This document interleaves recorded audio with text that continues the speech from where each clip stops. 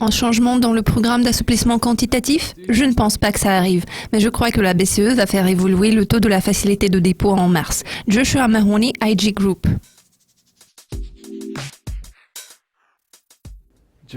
L'économie du Japon a traversé une période d'instabilité liée à des réformes économiques mises en œuvre par le gouvernement. Que pouvez-vous dire sur les données économiques les plus récentes en provenance du pays? En général, les données japonaises n'inspirent pas trop d'optimisme, surtout les chiffres du PIB. Une baisse de 0,4% a été enregistrée sur une base trimestrielle. Les anticipations du PIB annuel se situent à moins 1,4%, ce qui n'est pas très bien. Les dépenses des consommateurs sont le seul secteur qui montre de bons résultats. Les exportations ne se portent pas très bien car la demande émanant des marchés émergents est assez faible en ce moment, ce qui pèse sur le Japon. La production industrielle est apparue à moins 1,7. En général, tous les indicateurs économiques en provenance du Japon peuvent être considérés comme étant décevants après l'introduction des taux de dépôt négatifs par la Banque du Japon. Malgré ces mesures, nous avons observé des ventes très agressives sur le marché japonais. Nous sommes arrivés au point où la Banque du Japon ne peut plus faire grand-chose pour stimuler son économie. Beaucoup de choses vont dépendre du rebond des prix du pétrole et heureusement, la demande chinoise pour les produits japonais commence à se redresser. Il est à noter que le projet initial de la Banque du Japon était de déprécier le yen et maintenant que cela s'est produit et que les taux de la facilité de dépôt sont devenus négatifs, la question est de savoir jusqu'où il pourrait aller, vu les chiffres du PIB décevants. Je crois qu'il ne reste pas beaucoup de marge de manœuvre pour la Banque du Japon. Peut-être que le gouvernement pourrait essayer de modifier sa politique budgétaire au lieu de sa politique monétaire.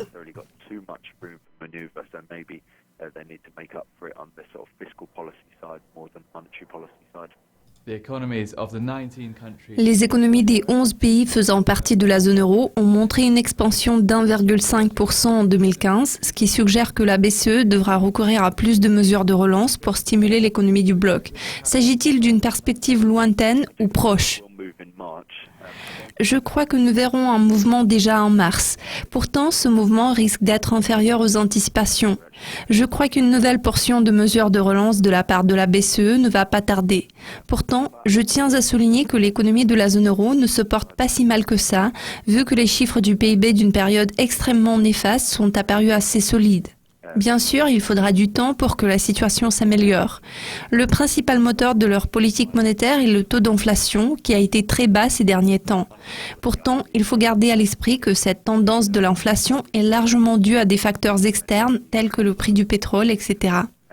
En revanche, ces facteurs n'auront pas beaucoup de poids sur leur prise de décision concernant la politique monétaire. Bien sûr, la Banque centrale sera préoccupée par des ventes massives sur le marché car elle peut les interpréter comme un signe précurseur d'un nouveau glissement dans une récession. Pourtant, en tout état de cause, je ne prévois pas de changement majeur en termes de politique monétaire de la BCE à l'heure actuelle. Il serait juste de reconnaître que la situation s'est quelque peu améliorée. Le taux de chômage a reculé, le PIB s'est révélé tout à fait solide. Les PMI de la zone euro que nous avons appris tout récemment ont montré une expansion tant sur le plan de la fabrication que sur le plan des services en Allemagne, en France et dans l'ensemble du bloc. Donc, nous pouvons en déduire que l'économie européenne montre des signes de croissance, certains secteurs se portant mieux que les autres. L'inflation a également réussi à progresser du point mort dans un contexte des prix extrêmement bas du pétrole. Donc, la situation n'est pas si mauvaise que ça. Certaines personnes s'attendent à ce que la BCE modifie son programme de QE. Je ne pense pas que ça arrive. Pourtant, je crois que la Banque centrale européenne va faire évoluer le taux de la facilité de dépôt déjà en mars.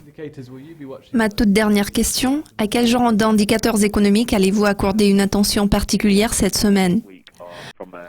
En ce qui concerne les publications économiques, il est important de suivre les données émanant du Royaume-Uni.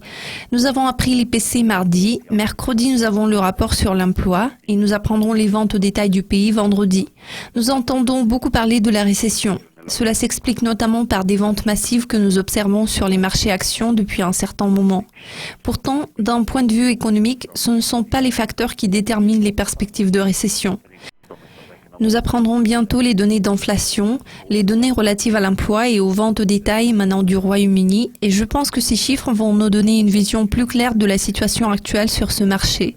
Fait intéressant, je crois que nous pourrions voir un retour des ventes massives cette semaine, malgré que les indicateurs susmentionnés puissent se révéler positifs.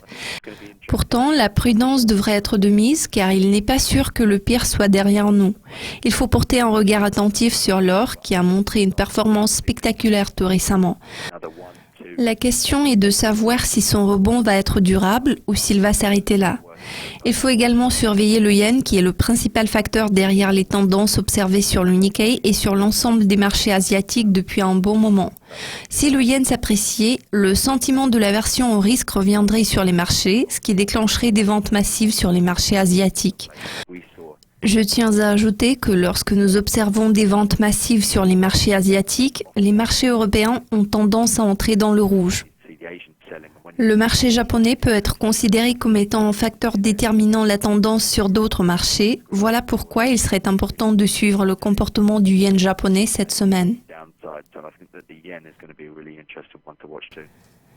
Joshua, merci de vos commentaires. Restez avec nous tout au long de la semaine pour voir comment les choses vont évoluer sur les marchés d'échange. N'oubliez pas de suivre le bilan de la semaine écoulée avec Monica Gibson vendredi. Au revoir.